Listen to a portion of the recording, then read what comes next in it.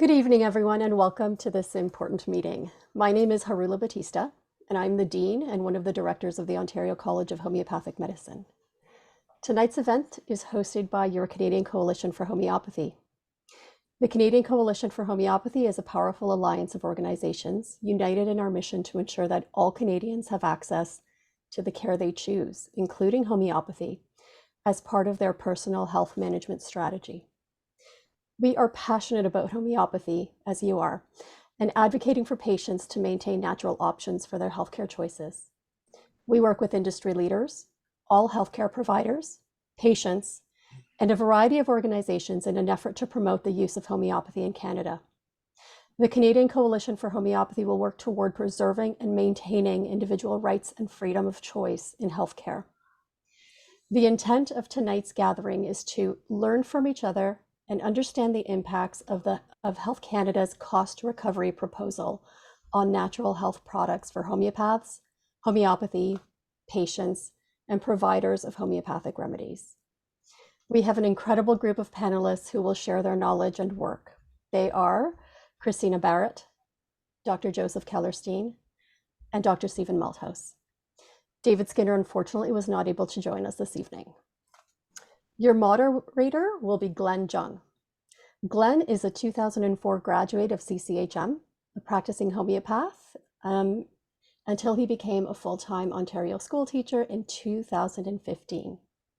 In 2020, he founded Bright Light News, an independent media outlet investigating government and big pharma claims made during the COVID-19 pandemic. Since then, he has conducted hundreds of interviews and held conferences with Drs. Robert Malone, Ryan Cole, and Pierre Corey. Just a little bit of housekeeping before we get started. If you have a question that you would like to ask the panelists, please type it into the chat box. I will moderate the chat and offer our moderator the questions at the end of the evening. Sound good? Without any further ado, I'd like to welcome our panelists and hand it over to Glen.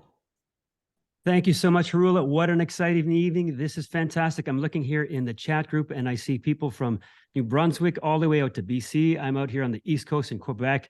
We were talking earlier about maybe 35 to 40% of the people showing up of the 260 or so registered, and we're well over 50, 60% now. So this is wonderful. I'm delighted to be here to moderate, and I'd like to introduce our first speaker, Dr. Joseph Kellerstein, one of my former professors.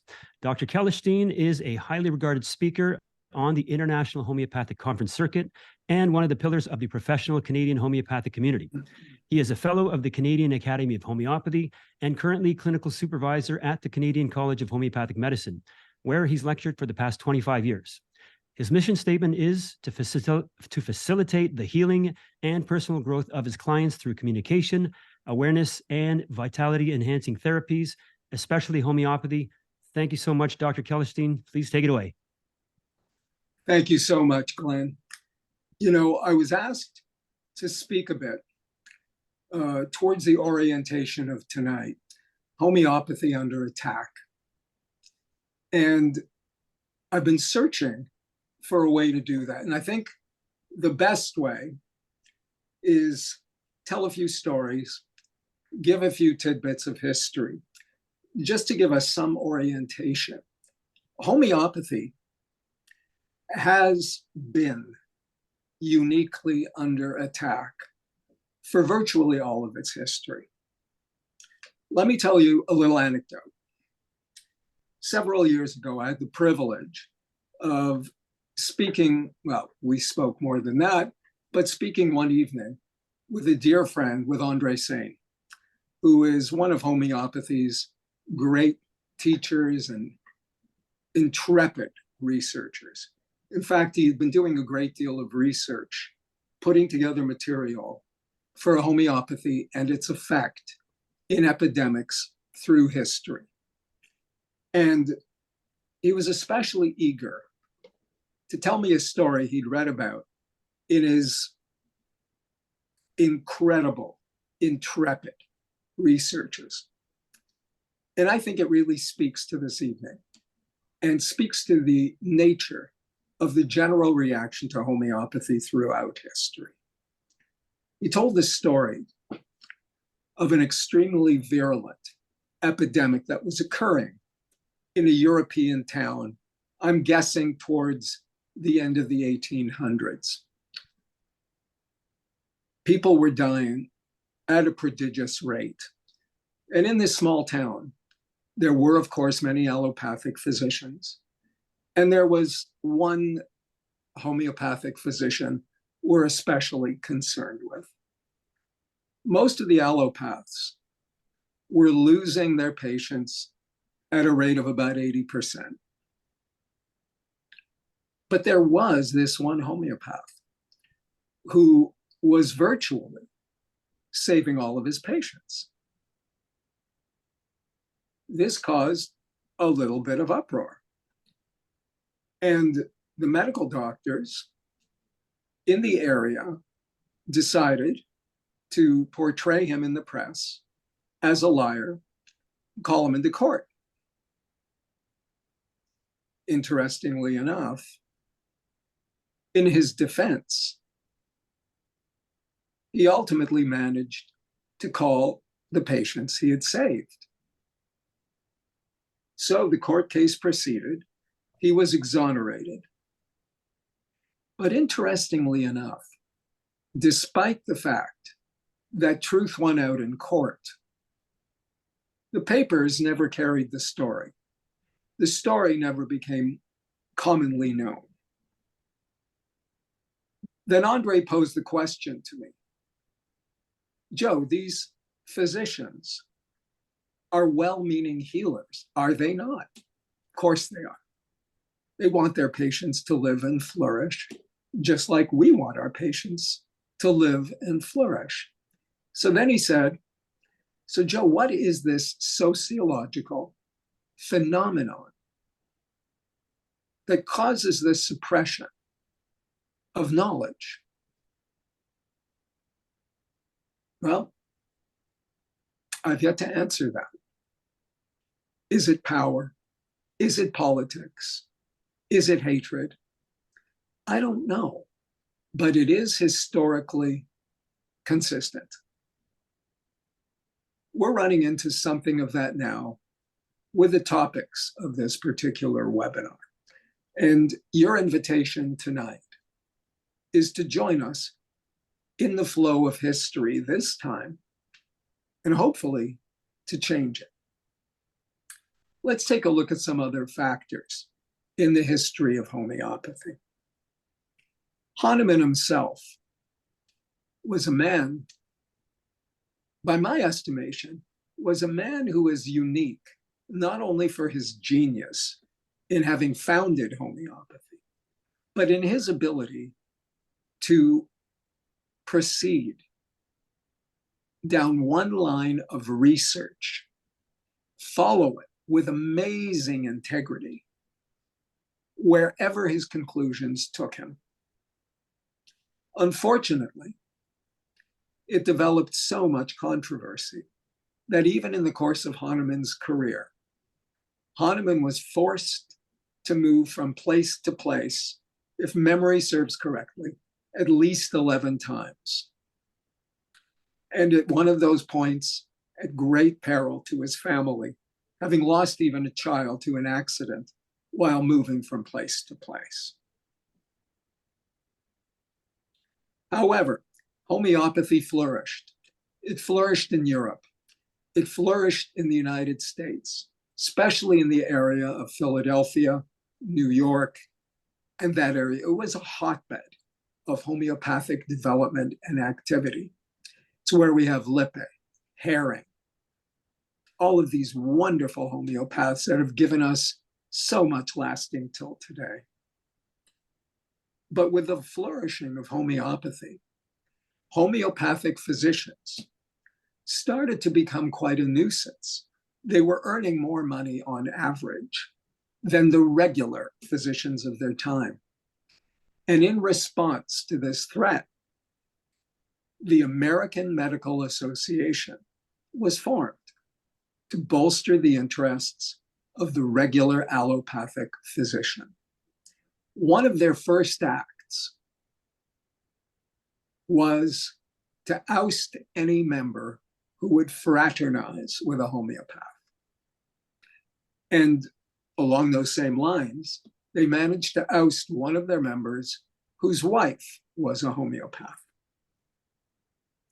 Fast forward, we get to 1910 and the Flexner Report. The Flexner Report was pivotal.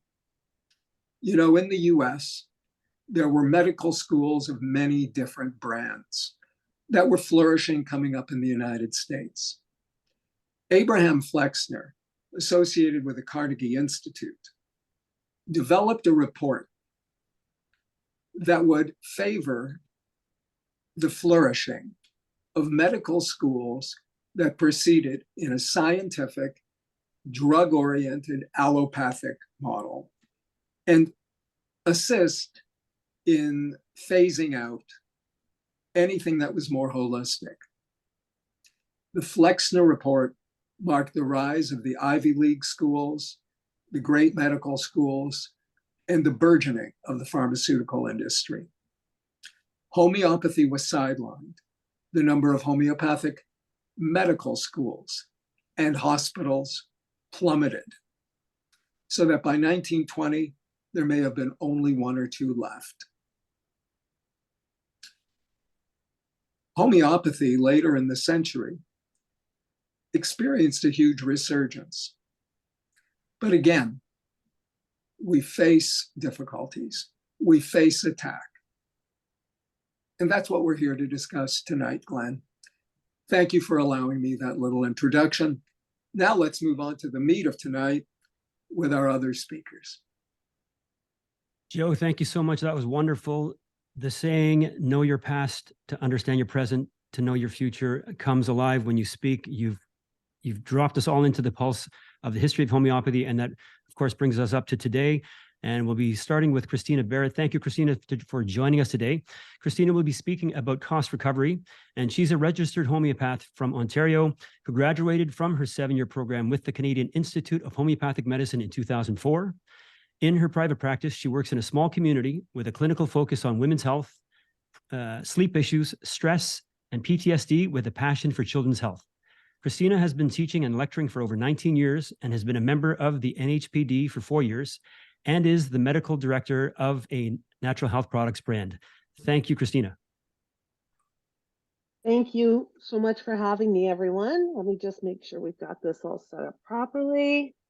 Technology is not my favorite thing. Let's just do this. Good evening, everyone. Thank you so much for having me. So my part of the presentation this evening is to do, being conscious of time and how much we have to cover tonight, is to do a basic review of cost recovery. The goal is that by the end of this presentation, you will have a very clear idea of what cost recovery is and how it will affect homeopaths and our patients in Canada. Glen did a fantastic job of introducing me, but I did want to put a little introduction slide in because I may be new to a lot of you in the community. I'm absolutely thrilled to be on with such a prestigious panel. But why was I asked to be here to discuss cost recovery today? As Glen said, I've been a registered Ontario homeopath that's been practicing for 19 years. So believe me, I share the concerns that you share. I am a medical director for a natural health product company, which means that I work directly with the team that we have that's working with cost recovery and working with the government on these modifications that we're going to have to make within the manufacturing part of the business. And then I am a member of the Canadian Homeopathic Pharmaceutical Association, which is the association for homeopaths that is going back with the manufacturers to speak to the government on how we're moving forward with cost recovery. So I was selected today because I'm one of you, and I'm somebody that is directly involved with some of the changes that we're going to be working with in the next year or so and how far we're going to go. I think it's very important to note first and foremost what is an NHP or a natural health product. Again, this list is important to note. We can see that we have vitamins and minerals, herbal remedies, again, our homeopathic medicines, traditional medicines like Chinese and Ayurvedic medicines, probiotics, and other products like amino acids and essential fatty acids. But what a lot of people are not aware of, and we're going to touch on this slide, is that many everyday products used by consumers, such as certain toothpaste, antiperspirants, shampoos, facial products, sunscreens, essential oils, these are all under the NHP with Health Canada. So this list becomes very important for us to note, as we can see that not only are these items that we consider natural health products affected, but items that all Canadians use every day. Items that have already been subject to inflation, that will see costs increase, that will continue to rise with the cover of this regulation. What we can do, though, is thank the natural healthcare industry from almost 20 years ago for advocating for an NHP to keep supplements and homeopathics from being regulated under the Drug Act. The NHP category was set up by the industry and Health Canada to give a category outside of the two regulatory categories that existed at the time. There was only food and drug 20 years ago. This category was to have items in it that were not food, but did not have the possible adverse reaction of the drug category. We can be very proud that our regulations around NHPs are also one of the best in class in the world. And that's not with all the changes that we're looking at. The current system that was set up 20 years ago is one of the best in class in the world. So what does the NHP regulatory program consist of? First, we have our pre-market or product and site licensing, and then we have our post-market monitoring, compliance, and enforcement activities. So the first piece we have, the pre-market, this is the licensing requirements of the natural health product regulations, and this applies to any person or company that manufactures, packages, labels, or imports natural health products for commercial sale in Canada. They do not apply to healthcare practitioners who compound products for their own patients or to retailers of natural health products. So this regulation is very specifically and strategically aimed at manufacturers. What I will point out to people is that when homeopathy went through regulation, originally they wanted compounding handed over to pharmacy as well. And again, we can thank the homeopaths of 20 years ago for standing up and saying we needed to do our own compounding. But this does leave that gap wherein you are only allowed to compound for your own patients. This means that as practitioners, we're still able to compound our own remedies. Again, I'm going to reiterate, this, however, only applies to our own patients. Cost recovery was predicted and was expected by our industry. However, how this cost recovery program came about has many people in our industry concerned. The largest point of contention from the manufacturers at this time is the lack of input from the shareholders that these changes affect. So usually a full consultation would have been done with the shareholders by Health Canada. The shareholders would be practitioners, manufacturers, the people that this new regulation would be affecting. In this case, Health Canada used an existing model from another industry for cost recovery. They then scaled it to the size of our business and tried to launch it. There were several impacts on our industry that were not taken into consideration. I'm going to name a few of them for you guys. There are many more, but again, we want to be respectful of everyone's time. So number one, our NP or natural health product or homeopathic DIM numbers are already taxed. The model used is not taxed in the same way. Number two, impacts on the environment involved in label changes. Again, we're all very concerned in the mainstream now about climate change and having a very clean environment. Creating large amounts of excess labels that may or may not be useful to the consumer is a concern for us. Number three, the impact of much smaller businesses than used in the model. The model that was used primarily was pharmaceutical, and so there was no thought or consideration taken to how it was going to impact businesses much smaller than that model.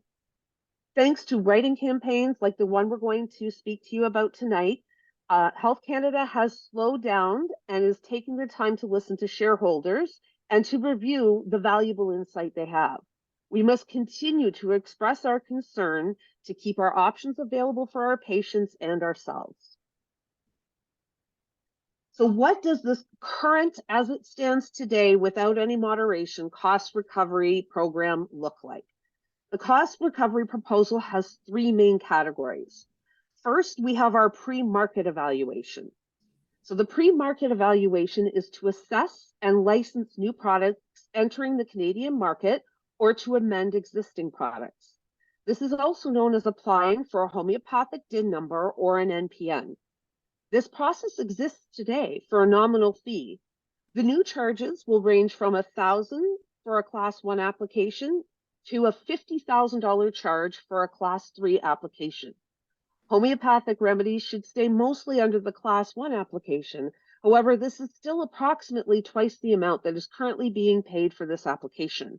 This makes innovation harder and much more costly. Next, we have site licensing. So site licensing is to assess and license facilities that manufacture, import, label, or package health products. This also includes new labeling requirements. Once again, a site license has always been required.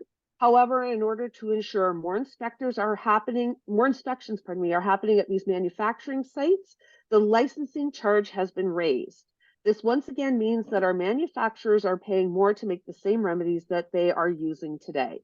This is also not taking into effect the extensive cost of having transparency on labels and the amount of relabeling that's going to happen.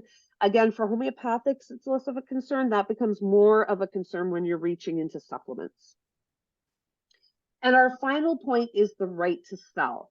This is a brand new charge.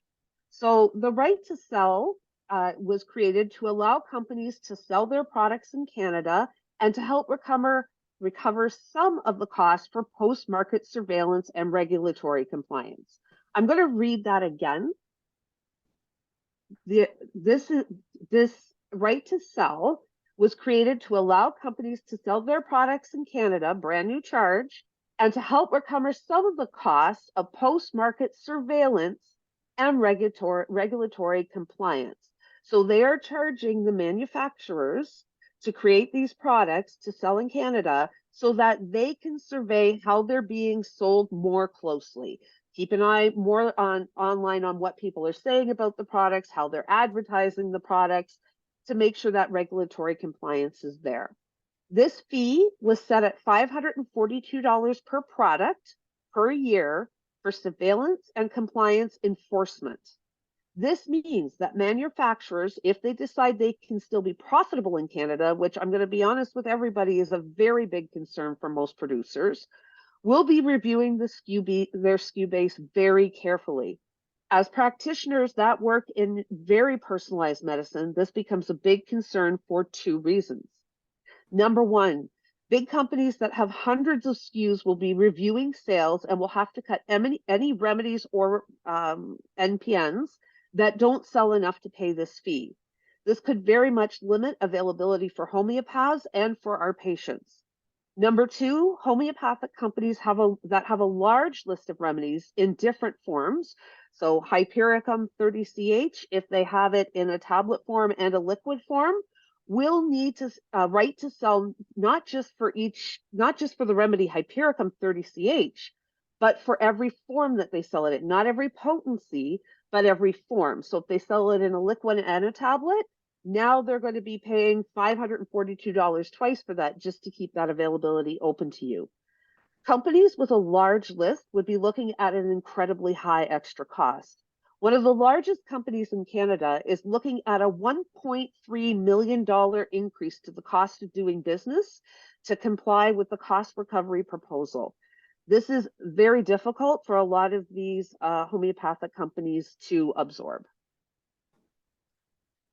This is just a quick overview of what impact will these fees have overall. So the Canadian Health Food Association, which has gone in and is at least being a very strong advocate for making sure that the shareholders are getting some sort of say in what happens, did do a survey of their members who reported 20% of the respondents strongly agree that these regulations are making them consider shutting down operations in Canada. 76% of the surveyed respondents indicated a high to very high likelihood of product removal from the market. 83% of the surveyed respondents indicated that they have a low to very low capacity to absorb the cost of and changes. So our concern becomes again that these manufacturers may or may not even be able to stay in the Canadian market. It may no longer be profitable for them. So here's a few points on how could this impact our patients. Number one would be only remedies that meet the sales threshold would be available for sale. So sending our patients to the store or having a remedy shipped to them will become more of a challenge in acute situations. Only the items that sell enough to justify the new expense will be available. Increased costs to patients.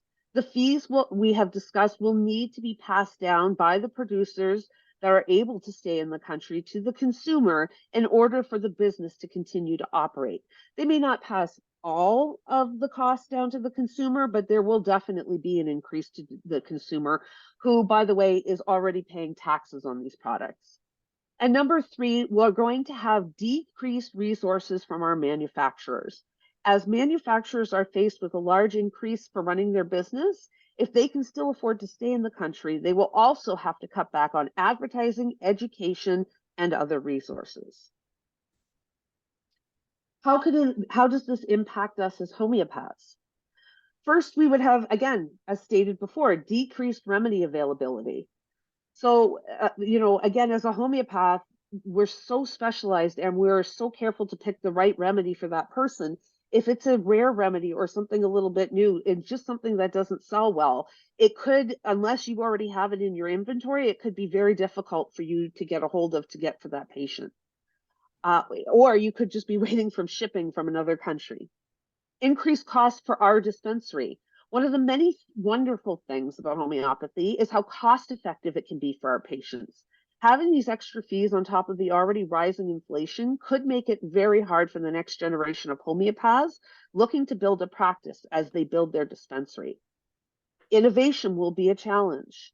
As a homeopath, I'm always reading and getting excited about new remedies that I've not used or I wasn't aware of. One of the reasons I went into homeopathy is it's a constant learning experience. So when I hear about new remedies that I haven't used as much before, I'm very eager to use it within practice. Sometimes the biggest challenge can be getting those new or innovative remedies from the new research we're hearing from Europe. These charges are only going to make that innovation harder. And last would be loss of support for homeopathy in Canada. And to me, everyone, this is really my biggest point of the entire presentation. I realize that as homeopaths, we tend to hermit in our practice and we get very focused on our patients. And that is 100% where our focus should be. But our manufacturers do a lot to support homeopathy in Canada, be it to call out the media on false information, to educate the public on homeopathy, or to offer discounted or free educational opportunity for homeopaths. They also support our associations, and these associations then support homeopaths. It's a very symbiotic relationship. The manufacturers are part of the Canadian homeopathic family, and we need to stand with them for the long-term health of homeopathy in Canada. I want to thank you so much for having me on, and I look forward to hearing from the next speaker. Thanks so much, Christina. That was a very comprehensive and excellent overview of the cost recovery process. And I am buoyed by looking at the number of participants here that there are so many of us here to face this challenge together. We're looking at now about 77% of people who registered actually here tonight. So thank you all for attending. And it's my pleasure now to introduce our next speaker, Dr. Stephen Malthouse. He'll be speaking about Bill C-47, which is another aspect that is facing the natural health products industry and homeopaths. Dr. Stephen Malthouse, MD, has practiced medicine in British Columbia since 1978. Throughout his career, he's pursued an interest in integrative medicine, exploring acupuncture, orthomolecular medicine, and studying homeopathy at the International Foundation for Homeopathy in Seattle, Washington, and the Center for Education and Development of Clinical Homeopathy. And in 1994, while living in Nepal, he did research on the homeopathic treatment of childhood diarrhea. Dr. Malthouse has practiced medicine in urban, rural, emergency, palliative, and family practice settings, employing an integrative approach to treatment. He's a sought-after speaker at conferences and public events, and he also teaches courses on homeopathy. Dr. Malthouse is also a founding member of the Canadian Integrative Medicine Association and the Canada Health Alliance, whose aim is to shape the future of medicine. Thank you for joining us today, Dr. Malthouse. Thank you very much, Glenn. I'm going to talk about something which is very similar to what Christina has talked about. It dovetails with it, but it's coming from a slightly different direction, and that's Bill C-47. let me just pull that up and we'll talk a little bit about it for you.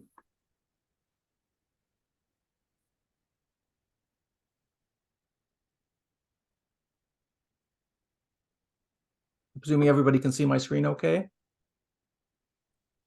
So Bill C-47, the C in 47 stands for federal. It means it's a federal bill, and everybody here probably has heard something about it. And we kind of wonder what it's all about. And we have to go back and see, does Health Canada really have the health of Canadians in mind when it allows such a bill to go through? Now, this bill C-47 is actually a budget bill. It's not a bill about healthcare, but within that budget bill, there are 5 sections which are buried deep in it, which have to do with the change of the way natural health products are going to be viewed legally. And if we look at Bill C-47, we see that it's pretty recent. It came out in June 22nd of 2023. It was passed, given a royal assent.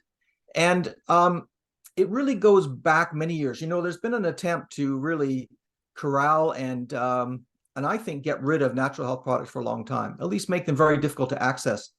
And this has happened in many countries. It's happened in New Zealand right now. It's also the Codex Alimentarius in Europe, which has gathered quite a few countries under that. And we're having the same thing now here in Canada. If we go back and we talk about something called Vanessa's Law, you may have heard of this. This is about a 15-year-old girl who died suddenly from a cardiac arrest in her home after a meal. Essentially, she was having bloating and distension of her abdomen. She had some vomiting after meals. She's given a drug called Propulsid in Canada, which is called Cisapride, its generic name. And this drug has a problem with people that have bulimia, who may change their electrolytes, or those people that may have a cardiac abnormality, such as a prolonged QT interval. Now, that was never checked on this young woman, and she died at the age of 15. Her father then pushed to have a law put through, which was called Vanessa's Law, and otherwise known as Protecting Canadians from Unsafe Drug Acts. And this law really was to put more pressure on the conventional drugs to be safer. And that included increased fines and more difficulty in getting their drugs across or through Health Canada. In other words, an attempt to protect people from conventional drug side effects. This was never intended to apply to natural health products, which have an incredible safety history. When we hear these sort of words, modernize, harmonize, streamline, and I think now cost recovery, you'd have to add to that. We have to start sort of, red flags have to start going up. And we see that Health Canada has had an attempt for some time to regulate natural health products, the same as chemical drugs. They're now trying to impose chemical standards, the same standards we see with these drugs. Penalties, powers, which were brought by Vanessa's Law for chemical drugs, we'll say conventional drugs, are now being applied to natural health products. And essentially, there may be some removal of compounding exemptions for practitioners. Now, when we look at safety of natural health products, you know, this is a chart. I know it's very small, but I'm going to show you some highlights here. If we compare what the risk of dying on a Boeing 747 is anywhere in the world, if you say that's a risk of equal to 1, this is the comparative risks for other problems. So preventable adverse drug reactions, that's conventional drugs, is about 1,716 times more likely to occur than death on a Boeing 747. Whereas if you work your way down here, snowmobiles not so safe, school bus accidents, 10 times as likely to die in a school bus accident as one of those Boeing 747 flights. But if you get down to the bottom, you see that really the only thing that's less dangerous than natural health product care and therapeutic products is being hit by a meteorite and dying from that. So you can see from this that natural health products are extremely safe, much safer than the risk of being hit by lightning. And of course, that's 18 times more likely to be struck by lightning and killed than to be killed by a natural health product. And if we look at foods, we see that natural health products are safer than most foods. In fact, there have been no deaths from natural health products for 68 years. So when we look at this Vanessa's Law, which essentially has been weaponized against natural health products recently because of Bill C-47, we look at this one, which I've highlighted here. It says, and whereas no measures are required to further protect Canadians from the risks, new measures are required to further protect Canadians from the risk related to drugs and medical devices.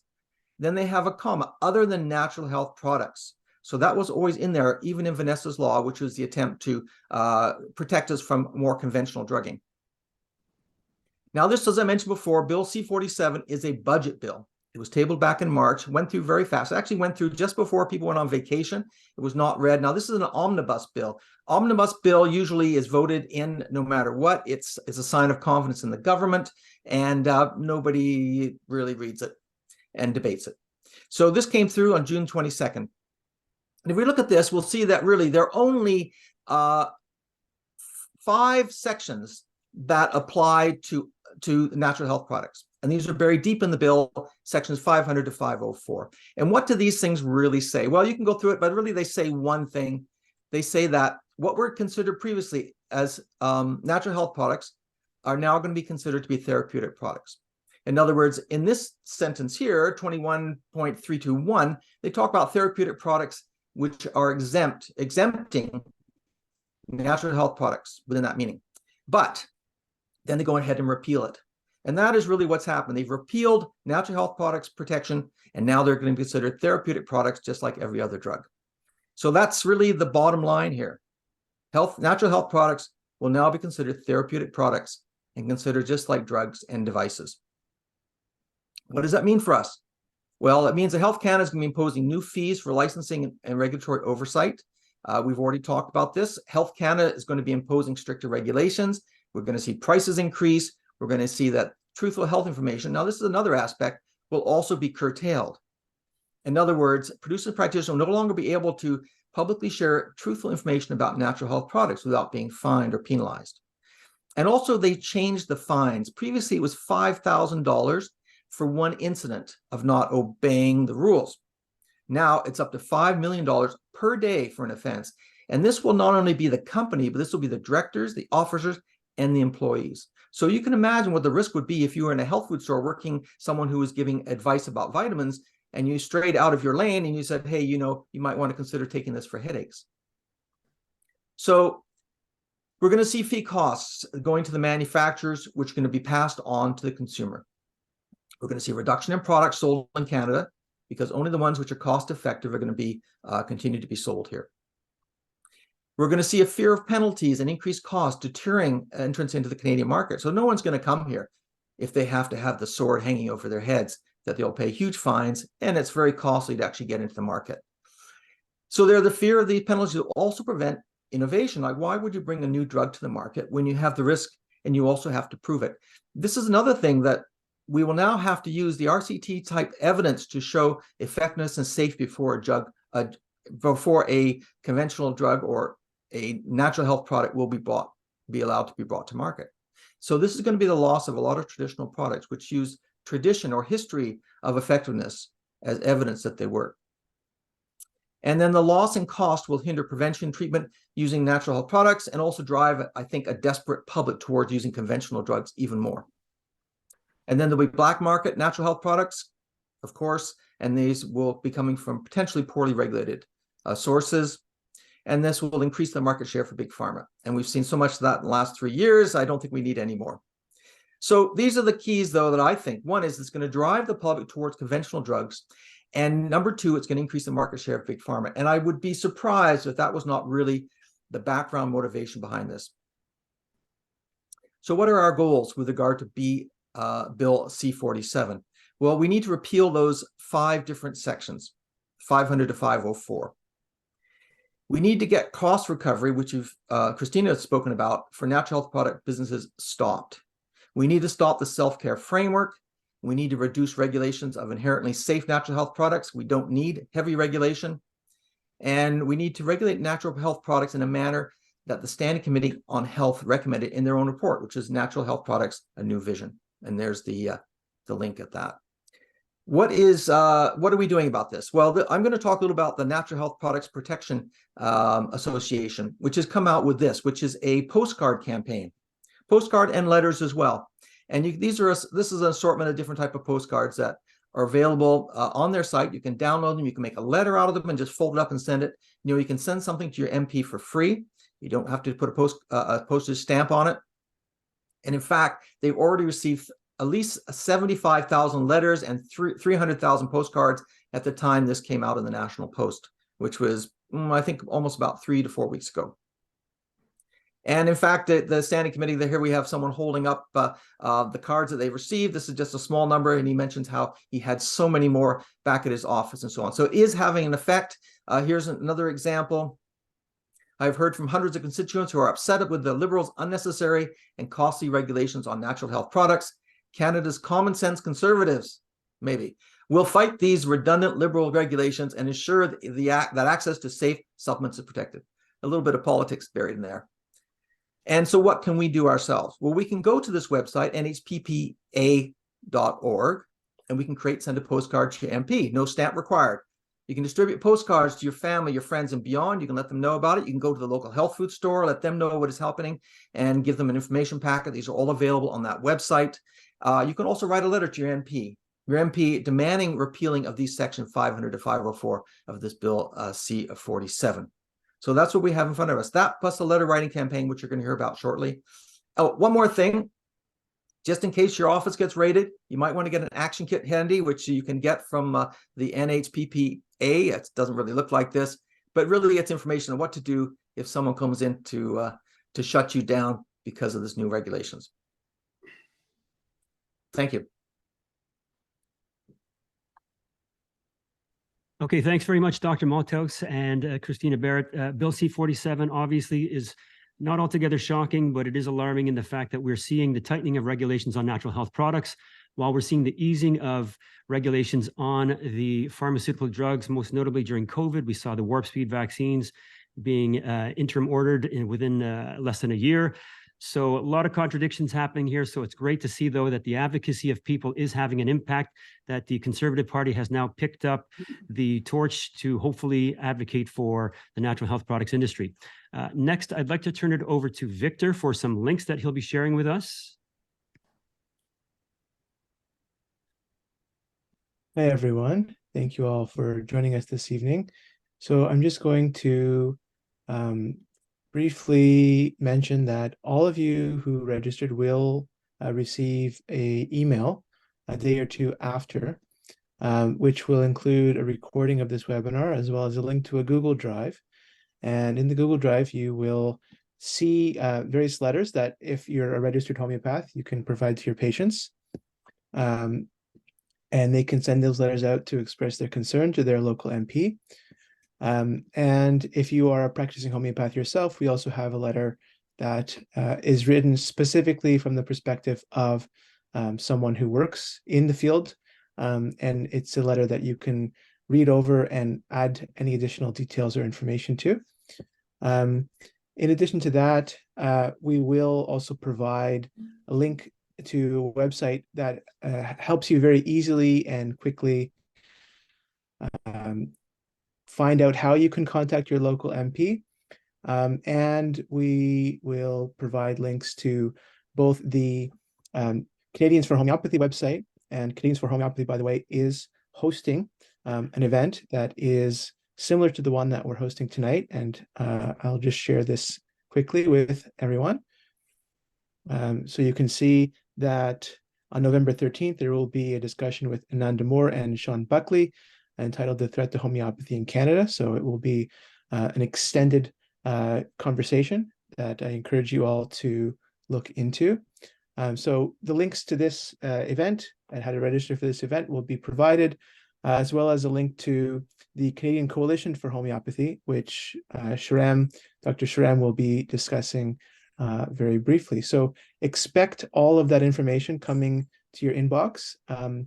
There are many links and they will all be brought together in one place. And so when you do get the email, please look through and use the materials and distribute them widely. Thank you. Okay, thank you, Victor. And now we'd like to have Sharam speak to everybody about our fundraising efforts. Thank you, Sharam. Thank you, Glenn. Thank you, Victor. And thank you, everybody else, for this wonderful presentation. Let me share my screen as well.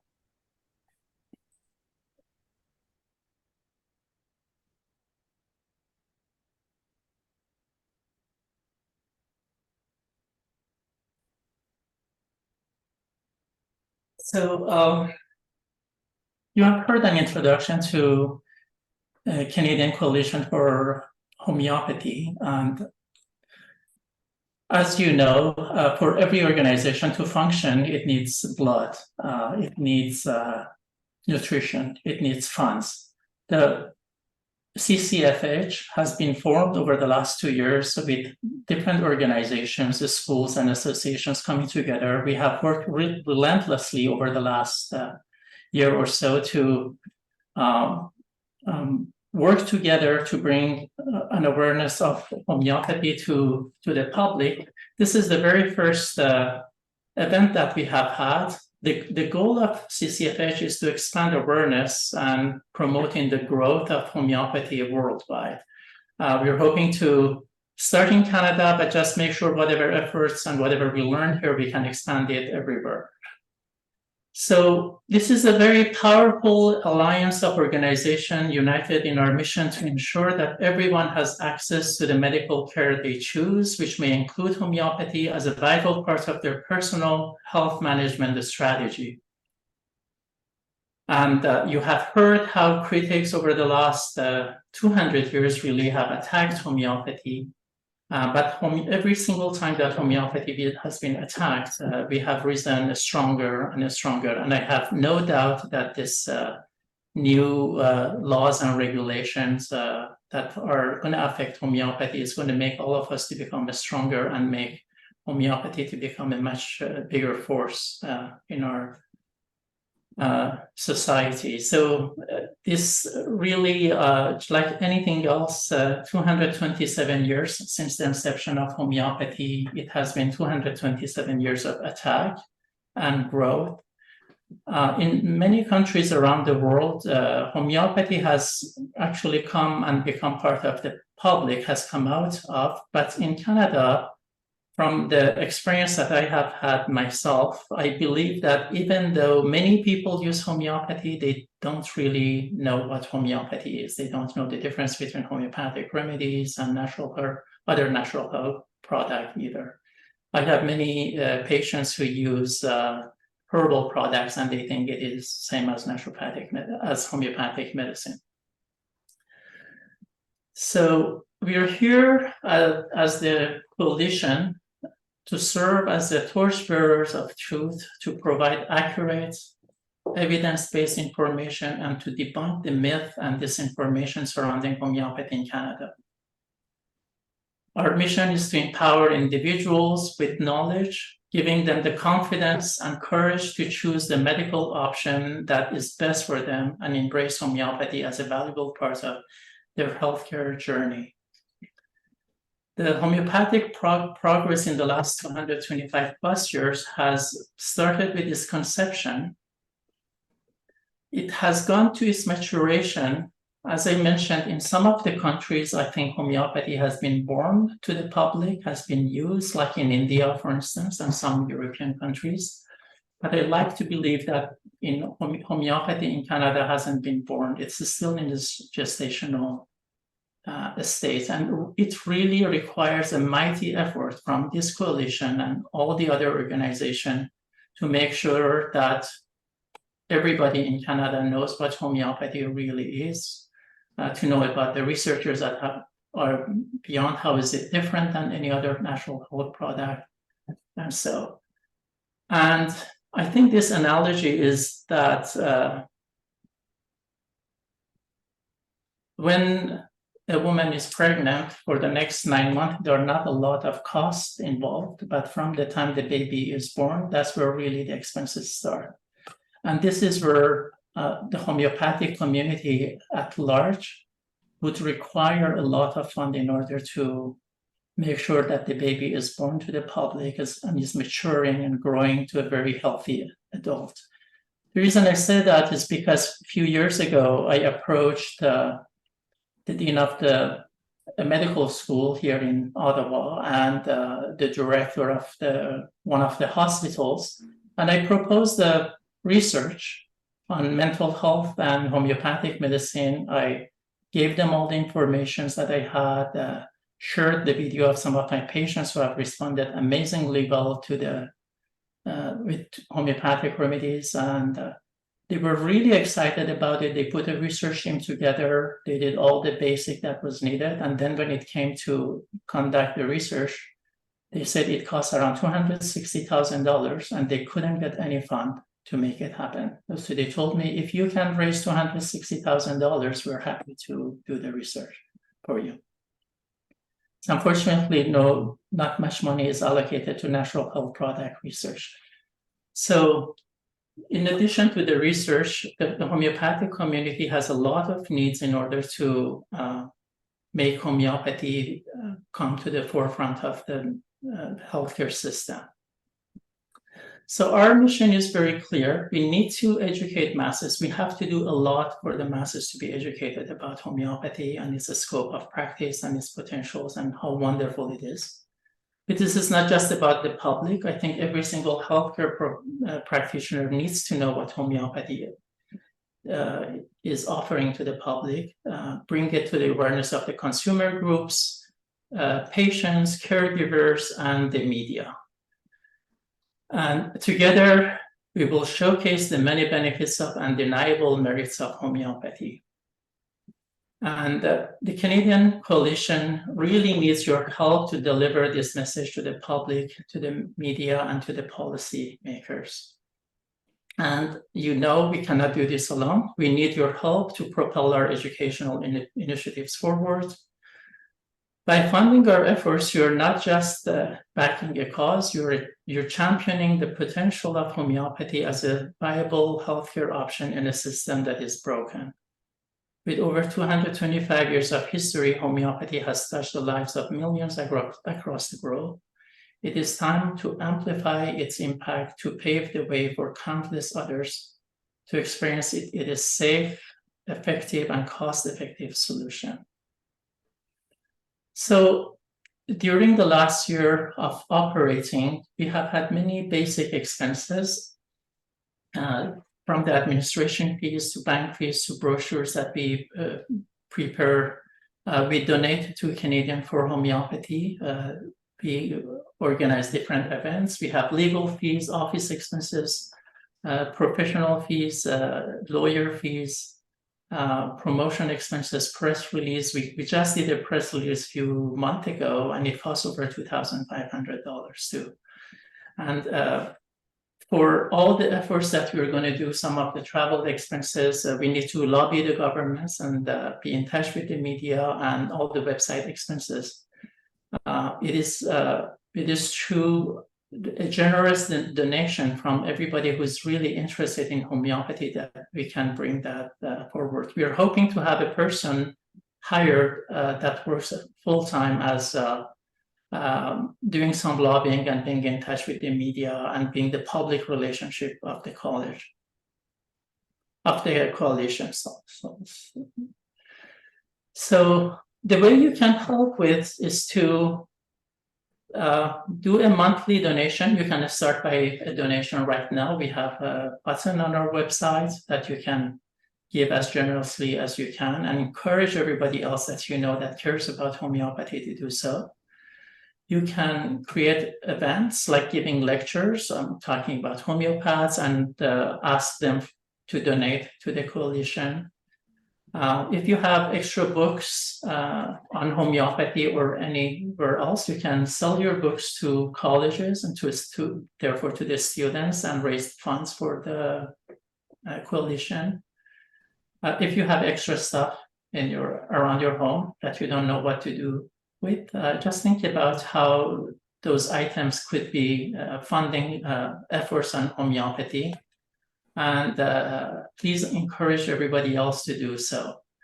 I like to believe that this is not about one person giving $10,000. I really believe that if 1,000 people gave $10 each, the energy that it creates and the fact that we know 1,000 people are supporting this has a lot more power than one person doing a large donation. So we encourage large donation, but I think the real strength would be that for the grassroots to continuously supporting this effort. So we really want to encourage you all to consider what can you donate on a regular basis. Every single dollar will make a difference. And we're looking forward to seeing you more here with a lot more presentations. And seeing also that our bank account rises so we can have a lot more initiatives. Thank you so much for your time.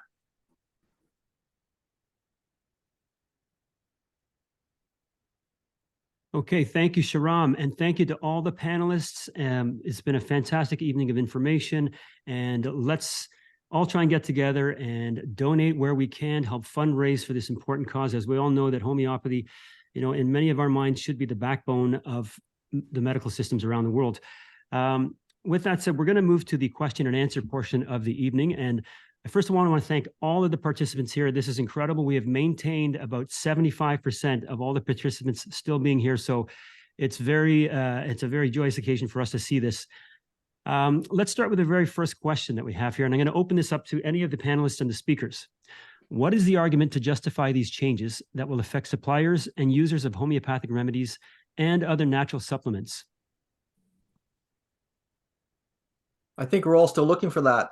I don't think there really is any justification to regulate in this heavy-handed manner products, natural health products, and homeopathy, which are not dangerous to people and have shown over time their effectiveness in treating a lot of diseases. Which, speaking from a medical doctor's perspective, we don't have any tools to treat. Example would be osteoarthritis. Such a commonplace and relatively, I would say, simple thing to treat with homeopathy, and yet, despite this effectiveness, and sending all our money off to foreign countries to fight wars, we're now saying we don't have enough money to regulate these products, which are safe and really are safe and effective. So I don't think there's really any justification. Right. Anyone else would like to pick up on that?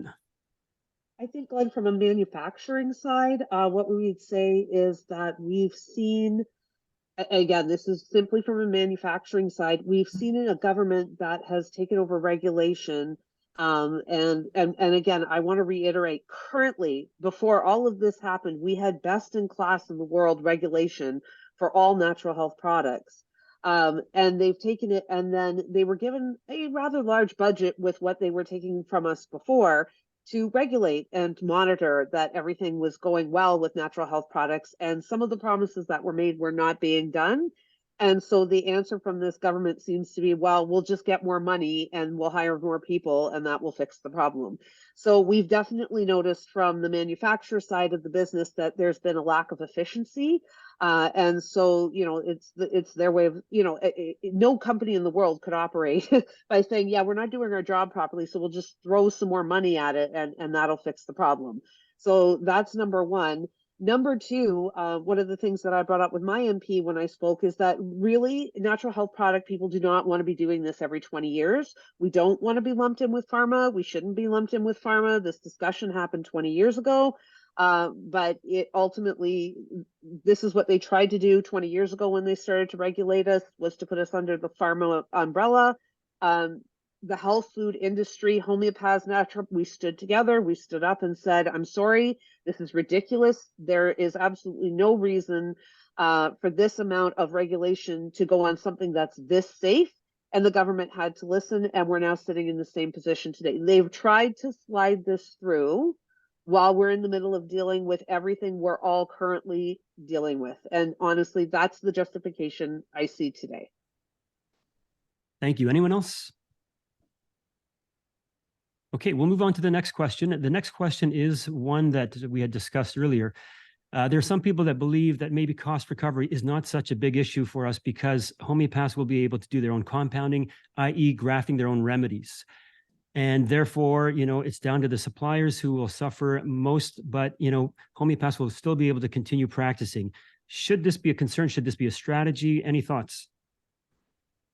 From the manufacturer side, again, I want to reiterate to everyone, I think my first point is I truly do, as a homeopath, see the disconnect that we in our industry have had from the manufacturing side. I think a lot of manufacturers started to get really on board with naturopaths for a really long time, supporting those businesses. They were making money there.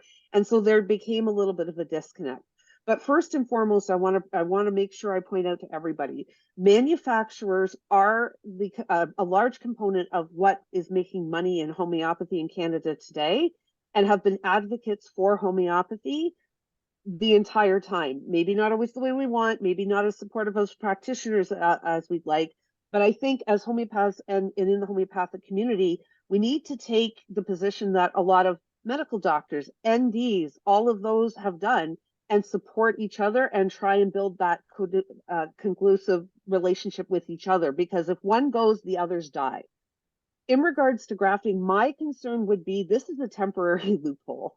They haven't figured that out yet, simply because they don't understand what homeopathy is and how we make the remedies. And so while this may be okay for myself, I have a very comprehensive homeopath, 20 years of building up my dispensary. I'm in very good shape. For the homeopaths of the future, for the schools that are supporting the homeopaths of the future, I think this is a very scary situation for them to be in, that they don't have a manufacturer there to get them started and build their own dispensary in a way that is completely above board, and the government can't eventually close a loophole and cut them off. In the 1960s, homeopathy was kind of kept alive. In fact, it had its resurgence through families and home kits. And if we don't have, I mean, certainly we could start producing them ourselves, but then we might end up being in the same problem. You start, using your remedies out of your office to make home kits for people and so forth. Whereas now people at a very reasonable price can get a home kit from various manufacturers here in Canada. And so I personally, I agree with you, Christina. I think this is like, we are really one big family. We all have different strengths and we all contribute. And I think that the manufacturers do contribute. I mean, in fact, just in this fight, they're contributing by having lawyers trying to push back and getting consultations with experts. So yeah, I think I would say it's not just a little bit selfish. I can understand where it may be necessary to do grafting and so forth, but it is a little bit like avoiding the issue and hoping that you're going to survive. But I agree with Christina. They're going to come for you as well. So now's the time really to push back, and push back as a team, not just as individuals. We all really have to stand up together. One last piece. I think if Joe's history gave us any, this is the thing, we're not fighting for tomorrow. This isn't a fight for tomorrow to make sure that tomorrow I can still dispense, maybe not even in my lifetime. It's a fight for the future homeopaths. And as Sharem said, we're hoping it'll birth something bigger. So if we want bigger, we can't stay small and just hope it goes away.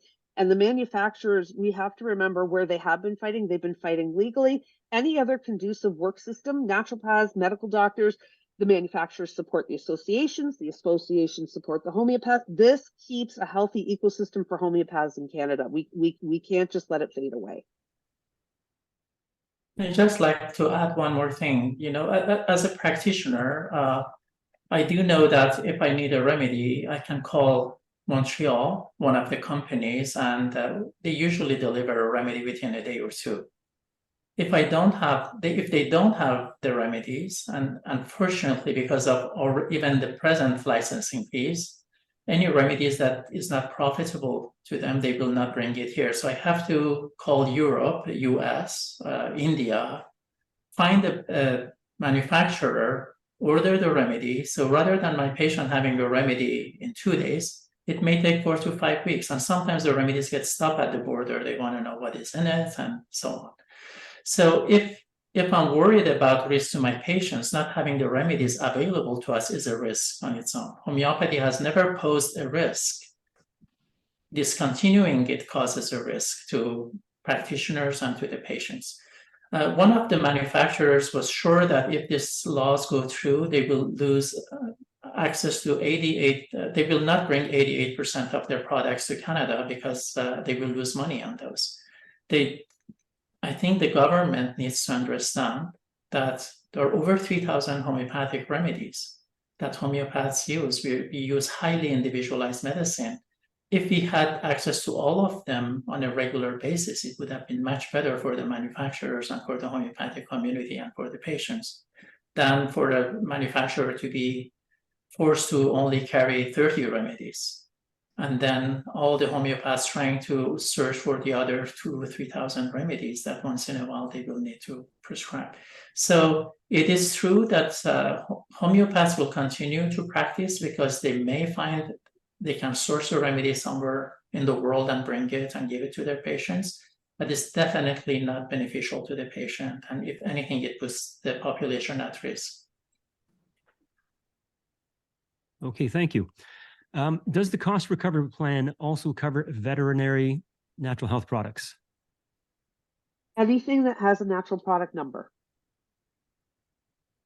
Okay, fantastic. That means toothpaste. That's why I bring up a lot of things that are not homeopathics, but what we have to understand is that this falls under the framework of self-care products. If it has a natural product number, it falls underneath this jurisdiction of regulation. So that could mean cosmetics. Literally, the list at the beginning is what this is what I found interesting when I started to go to the meetings. Toothpaste, mouthwash, shampoo, stuff that what we have to understand is that the NPN is not, they literally, and this is what I said at the beginning, when we had this discussion 20 years ago, there was food and there was drug. They wanted us under drug. They were pushing, Health Canada was pushing very hard for natural health products to be put under drug. And people like us went forward and said, there's no way, there has to be a third category. What that third category should have been is, this is less likely to cause a negative health incident. This is where it's not food, but it's less likely to cause the drug. This is where instead they labeled it a natural health product and put it under the framework of self-care products, and then put mouthwash, deodorant, everything got grouped together.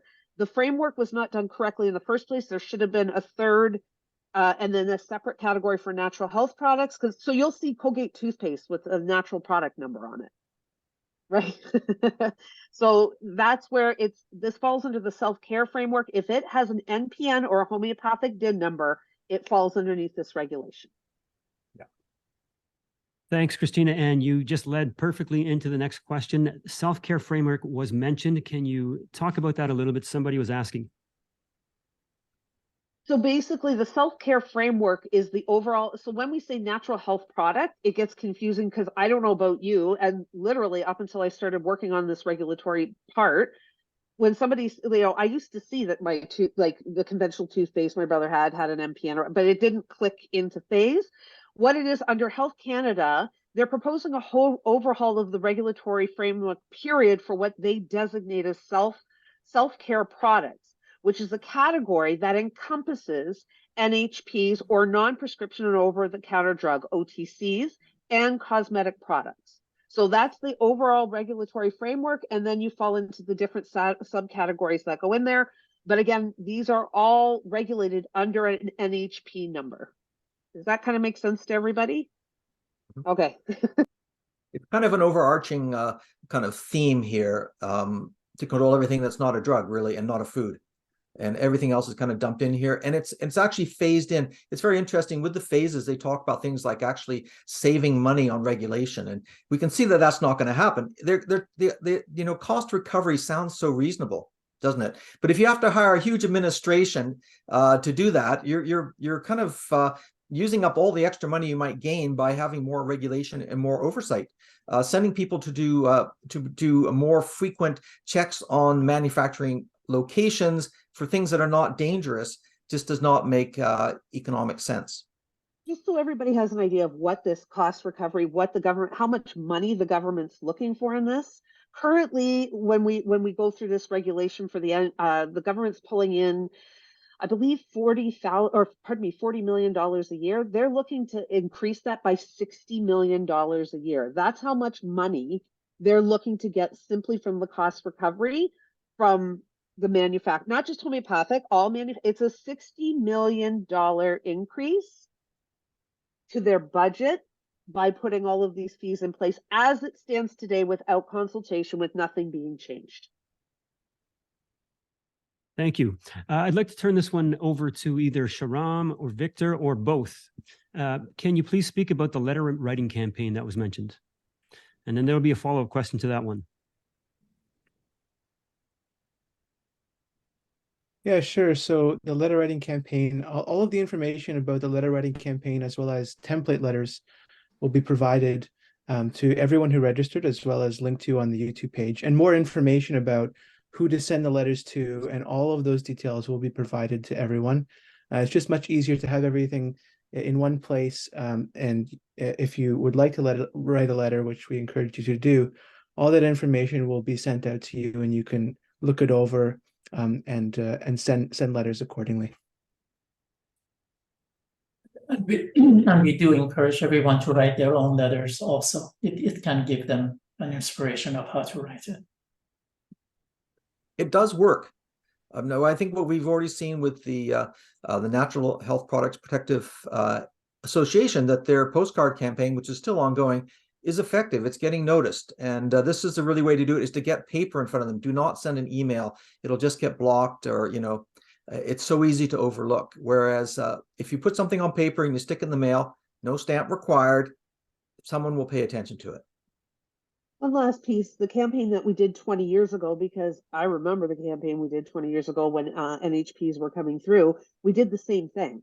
And that's how we went from the government trying to push us into being regulated under drug into having an NHP category in the first place. So it does work historically and you know, currently. Okay, great. The next one is a comment, and I'm hoping somebody can respond to this, please. The list of all projected consequences drawn from Bill C-47 changes need to be logically substantiated and presented. We don't see a clear path from A, the changes, to B, the consequences for most of them, unfortunately. And we get a sense that they serve only as perhaps an alarmist objective. That's an interesting comment. I think we've kind of laid it out, but it does require a little bit of projection as to what will happen if there's an increase in prices, in fines, in fees, and the regulation is clamped down. I think anyone who is in this field will recognize what those future effects will be. I think it's been laid out pretty clearly. I don't know if anyone else got anything to add here, but I think you could say the writing's on the wall with that. Now, it has not actually been implemented yet. That's yet to come. And also there is wiggle room there for how one would interpret it. But nevertheless, I think it's very clear that that NHPs are going to be treated like drugs based on that. I think my only support of you know what we've talked about here this evening is, when you look at Bill C-47, and again, I do not claim to be an expert on that, but as a practitioner, somebody who works in the field, somebody who's looking at all of what's happening, ask the question. The law is there to protect people from medications that are not researched well enough. Is there, given some of the statistics that Stephen showed us on how many natural health products have potentially killed or severely injured a person in Canada, is there, if somebody who isn't interested in making more money from Canadians could show me why we would need to be included in Vanessa's law, I mean, that's the first logical step. Why was this happening at all? Toothpaste really doesn't need to be included. And I mean, I don't know how many times I've heard homeopathics are water. So if we're water, how dangerous can we be? Okay, fantastic. The next question is a comment, it's a question. Do we have any MPs willing to partner with the homeopathic community? I know Paula Brown in the US has found partnership within government helpful.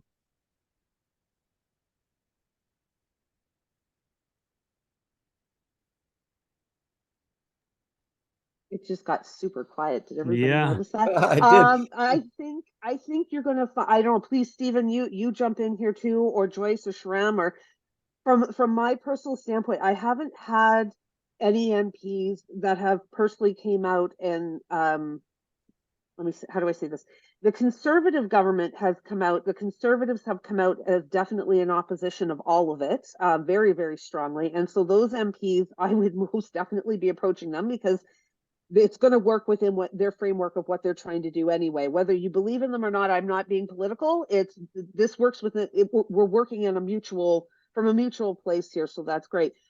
Anytime people want to be reelected, so if they get enough pressure from their constituents, You know, you will. So if you have people in your area, go in as a group, send letters in together, and then try to have a sit down with that MP and figure out, this is what health food people have done. This is what, go in together and say, I have 12 of your constituents right here that would love to have a coffee with you and discuss where you stand on this issue. I don't think there's a list province to province of who's in and who's out.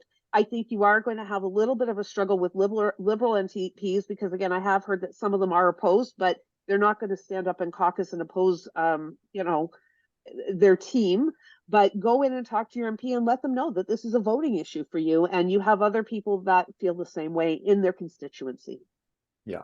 If there's anything we've learned in the last 3 years, is that things have to change from the bottom up. It's up to us to become activists and start to pay attention and to make the changes and to push for the changes. They're supposed to be, MPs are essentially out there, in my opinion anyway, many of them, most of them, just to get votes and to stay in their position. And I mean, no one is kind of, let's say, one person. Everyone has, you know, different motivations at different times, but I think that we can't rely upon MPs to take care of us, and we've got to kind of get rid of the nanny state.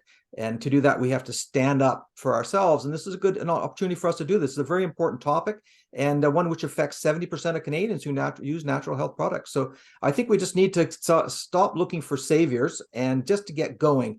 And those people that will align with us who are MPs will start to stand up, and then we can evaluate them and we can get them on our side. But we've got to do this ourselves. We can't wait for an MP to save us. I think one other quick thing, we have 200 people on this call today. As you're reaching out to your MPs, if you're getting support, reach out to the people from the Canadians for Homeopathy and let them know that your MP is supportive. This may help them as they build more and more of these type of programs and stuff. Then they will have advocates, because you'll have already spoken with your MP, and we can start to build a list of MPs that are supportive of what we're trying to do. Right. I think those are some fantastic points there. And, you know, especially when we look at the fact that homeopathic medicines have always been looked at as just water. Why do they need to be regulated? We see this push towards pharmaceutical drugs in terms of the treatment of everything, especially over COVID. We had the rule of law completely tossed aside for ethical doctors who were speaking out against unscientific COVID measures that were instituted. And rather than being able to speak out against them, they were mandated against them, and many have lost their licenses. So the grassroots solution, I think, is definitely a powerful one to put forward, that everybody must take part in their democracy and part in saving homeopathic medicine for the parts of the consumers, their patients, the industry itself. I don't think we have any more questions. I'm wondering if we have any more comments that could be added from any of the panelists on this evening. I think my last one, Glenn, is I just want to reiterate one more time. First of all, I want to thank everyone for inviting me here. I don't know all of you as well as I would like, but I'm very privileged to be here. As to the homeopaths out there, I will reiterate one more time. In order for us to build stronger, which we're all trying to do, we all need to support each other. And you all have to, like, everybody on this call today is important. You all have something to contribute to make sure that homeopathy stays in Canada, not only for your patients currently, but for your children and your grandchildren. So, you know, contact your MPs, get that letter out. We're not asking for, you know, a huge donation or large hours of labor. Just try to get that letter out. And if you have good information that you can feed the Canadians for Homeopathy so they can get it out to the community, it helps all of us, because I learned something from Stephen tonight, from Joe. We all learned from each other. So just make sure that you continue to support each other and support the Canadians for Homeopathy as they try to make sure that we're all made aware of everything that's going on. I'd like to make a little comment just from the conventional medicine point of view. You know, many of my colleagues and I were seeing a change in what's happening in the medical field, healthcare field, let's say, and people are losing their confidence and their trust in conventional medicine. And we're seeing this particularly in British Columbia. We've got Bill 36, where, you know, we're trying to keep doctors in the province. There's more than 1 million people that do not have a family doctor. So as we're seeing the disintegration of the conventional medical system, homeopathy ideally situated to step in and to take up the slack. And if we're going to do that, then we have to protect it. So, and I see that more and more people, I believe that manufacturers are selling more homeopathy than they ever did before in this last 3 years, and particularly in 2020. And so there's a great opportunity here for homeopathy to step in, which has a perfect paradigm for medicine in the future. But we need to protect it against this attack. I mean, this attack is part of the fact that we are identified as the enemy of big pharma.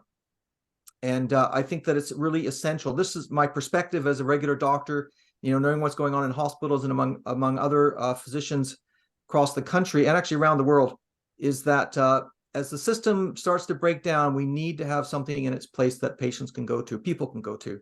And homeopathy, I think, is really the best candidate for that from the perspective of the paradigm.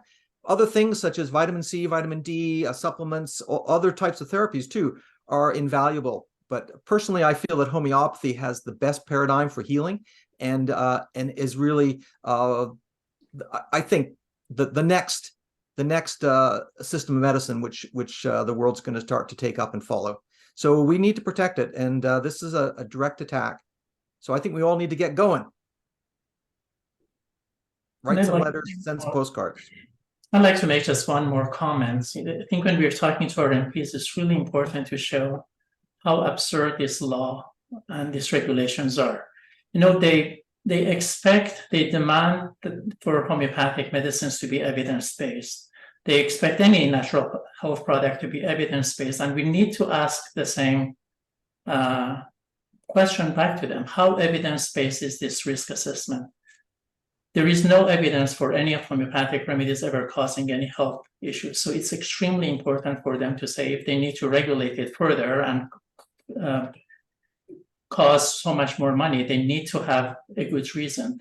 I think the absurdity is that when you look at something like aspirin or Tylenol that are used by millions of people, that means millions of possible side effects, to be paying only $4,000 or $5,000 a year as licensing fee or $500 to renew it, and put it as exactly same as an arnica or a homeopathic remedy that has never had any safety issues, or compare it to a homeopathic remedy that's used only by 30 to 50 people and expect them to pay $4,000. The risk to the public is not the same when it is used only by 50 people versus when it is used by 5 million people. So making sure that if there is any cost recovery, it has to be proportionate to how many of them are sold, not just to have a across the board fee for every drug and every homeopathic remedies. Thank you so much for that, Shahram. And on that note, I would like to thank everybody that participated, including the audience, for the fantastic questions. I'd like to thank Harula. I'd like to thank Dr. Stephen Malthouse, Christina Barrett, Shahram, and Dr. Joseph Kellerstein as well. I would love to give a big shout out to Joyce Edge, who has been instrumental in organizing this very important evening tonight. Thank you so much, Joyce. And with that, I think we will be concluding the night with a goodbye from all of us. And thank you, Glen. Thank you. Bye, everybody.